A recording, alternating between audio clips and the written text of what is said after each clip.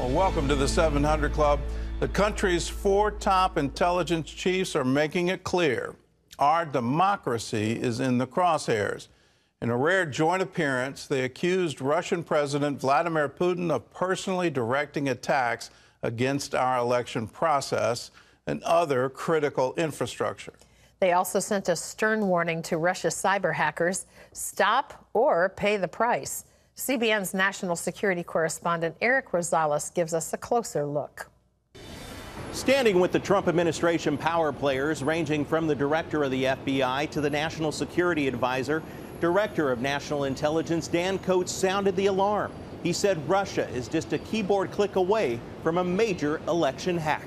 We continue to see a pervasive messaging campaign by Russia to try to weaken and divide the United States. These efforts are not exclusive to this election or future elections, but certainly cover issues relevant to the election.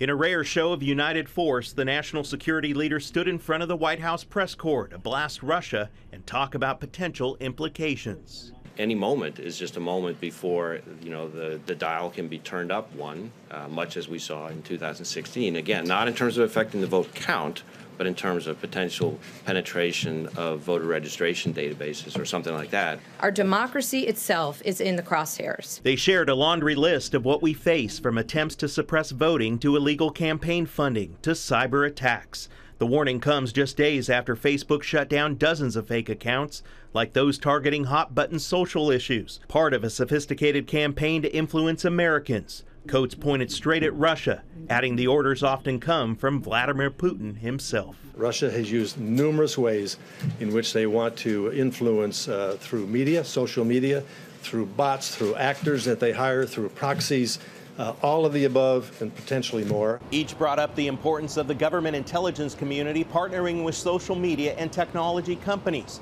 providing them with classified briefings so that they can better monitor their platforms and protect our democracy.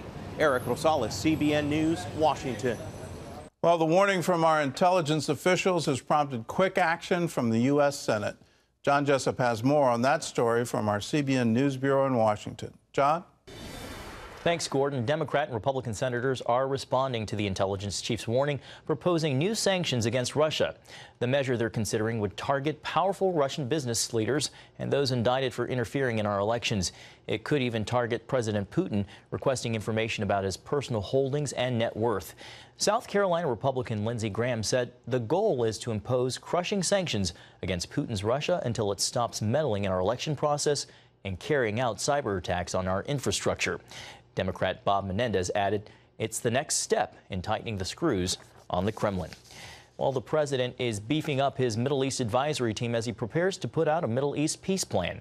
The Associated Press reports the National Security Council is asking agencies for volunteers to join the policy team that will support lead negotiators Jared Kushner and Jason Greenblatt.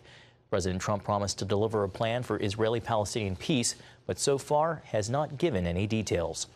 Well, a 2017 study found the average time for an ambulance to arrive at an emergency in the United States is 8 minutes. Imagine how many lives could be saved if that was cut to 3 minutes or less. One Jerusalem-based organization found a solution they believe will change the world. This is what it's like to ride through the streets of Israel on an ambucycle. It weaves through traffic where an ambulance cannot. CBN News got a first-hand look. We're riding around with United Hatzalah volunteers here on the streets of Jerusalem, where they can respond to a medical emergency or an accident within 90 seconds. It's really the game changer in life-saving emergency medical care. We think that the largest cause of preventable death in the West is waiting for an ambulance. And United Hatzalah addresses that by getting a volunteer, someone who's trained, equipped, notified, and in the immediate vicinity of the victim to that person within 90 seconds or in a larger geography, 3 minutes. United Hatzalah, which means rescue, is the inspiration of Eli Beer. People die every day waiting for help. My dream for United Hatzalah is make sure that no one will ever die from things that they could be saved. Growing up, I decided I want to become a doctor and save lives. Bear shared that dream on a TED Med talk that went viral. He said as a young ambulance driver, he often arrived at an emergency too late to save a life, and decided to change that. Together with 15 of my friends, we were all EMTs. We decided, let's protect our neighborhood. So when something like that happens again, we will be there running to the scene a lot before the ambulance. From 15 friends years ago, today United Hatzalah has 5,000 volunteers throughout Israel. Their ability to respond to an emergency in 3 minutes or less rests on 3 things: the ambucycle, volunteers available at a moment's notice, and technology connecting them. You know, Israelis are good in technology. Every one of us has on his phone, no matter what kind of phone, a GPS technology done by NowForce. And whenever a call comes in, the closest 5 volunteers get the call. And they actually get there really quick and navigated by a traffic navigator to get there and not waste time. And this is a great technology we use all over the country and reduce the response time. There's another emergency that just went off right now. We're currently in United Hatzalah's National Command and Dispatch Center. And what's happening right behind me here is that volunteers from around the country in the 8 different regions that we broke the country down into are being dispatched to emergencies. We receive about 1,000 emergencies per day. Then volunteers from each cross-section of Israeli society go into action. That's where the ambucycle comes in. Everything that's in an ambulance is in this ambucycle. Yeah. So this is like life-saving measures within the first couple of minutes of a crisis. So I get to the call within 3 minutes or less. I arrive, I throw on my jacket, and I immediately start treating. Everything that the ambulance has, except the stretcher, is in this box right here.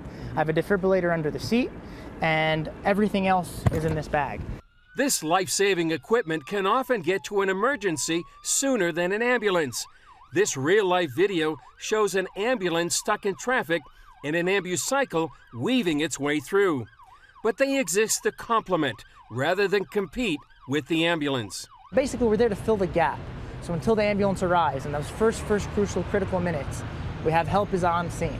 Help has arrived, we are stabilizing, and by the time the ambulance comes, he is ready for transport to the hospital. And getting there in 90 seconds is the game changer in EMS worldwide. That time gap can mean life or death. I can tell you every second counts, and if you wait 2 more seconds for someone who has no oxygen for more than 6 or 7 minutes, there's no chance of saving that person. And if you do save him, that person will have damage for the rest of their life and will need assistance. So by having thousands of volunteers, think about it, it's like Uber, everywhere. The dream is to take it worldwide. Bear sees it as another way Israel wants to help beyond its borders. This is a tikkun olam. This is a gift to the world. We are light over the nations in terms of many things, technology. No one realized that in medicine, fast response, Israel's the fastest in the world, and we could share this with everyone. Anyone who wants to learn from us, we're there for them. Chris Mitchell, CBN News, on the streets of Jerusalem. Seeing Chris Mitchell on the back of an ambucycle is priceless. In Gordon, Israel, the tiny nation of Israel, constantly creating and innovating new ideas all the time. That's part of fulfillment of Scripture. You find in Isaiah, there to be a light to the nations for the salvation of the world. And whether it's the new technology coming out of Israel or this wonderful idea with United Hatzalah, hats off to Mark Gerson, Eli Beer for this wonderful idea.